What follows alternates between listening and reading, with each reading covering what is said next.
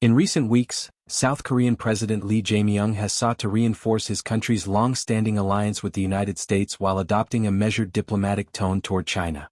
During a private lunch meeting with senior opposition figures, President Lee reportedly discussed the state of the Korean economy and the ongoing tariff negotiations with the U.S., a matter of particular urgency in the current global climate. Veteran opposition politician Kim Jong-un, a prominent figure respected across political lines, advised caution in handling trade talks with Washington. His message: avoid hasty decisions and adopt a long-term, strategic view. His remarks reflected a broader concern among South Korean policymakers, namely how to strengthen economic ties with the United States without alienating China, its largest trading partner. The perception in some U.S. political circles that President Lee leans too favorably toward China has added to the complexity of this task. While Lee has never publicly declared a pro-China stance, some American observers have labeled him as overly accommodating toward Beijing, in part due to his pragmatic diplomatic tone. In response, Lee has repeatedly emphasized his prioritization of the U.S. South Korea alliance, underscoring that his approach should not be misread.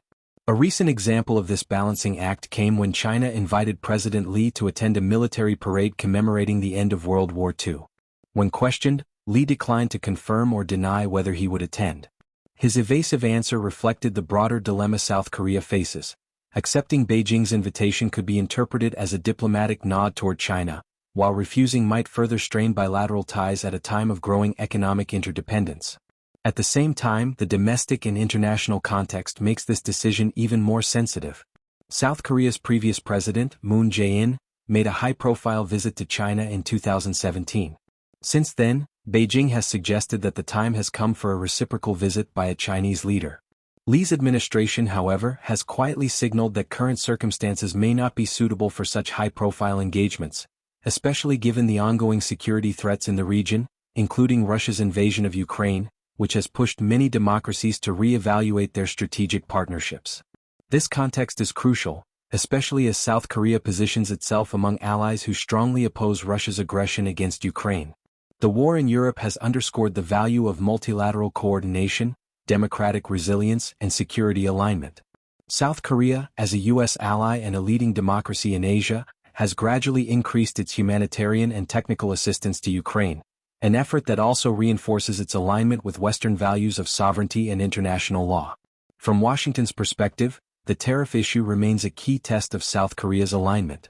After former U.S. President Donald Trump announced plans to impose a 25% tariff on certain South Korean goods, Seoul dispatched trade officials to seek compromises on issues such as steel, automotive exports, and electronics.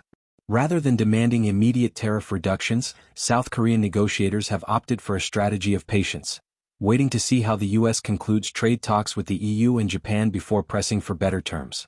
This method, though subtle, demonstrates a sophisticated awareness of timing and leverage in global trade diplomacy. Yet trade policy is not the only area where U.S. officials are looking for stronger cooperation.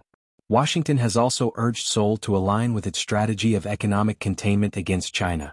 Specifically, the U.S. has asked South Korea to impose export controls and support restrictions on re-exports of strategic goods that might benefit Chinese industries. In response, South Korean officials have expressed a willingness to cooperate, particularly in high-tech sectors like semiconductors and shipbuilding, where their national capabilities are among the strongest in the world. The shipbuilding industry is especially significant. With China's growing dominance in commercial shipbuilding and naval capabilities, the U.S. has shown renewed interest in rebuilding its own sector. However, lacking domestic capacity, Washington may increasingly look to Seoul as a key partner in this domain.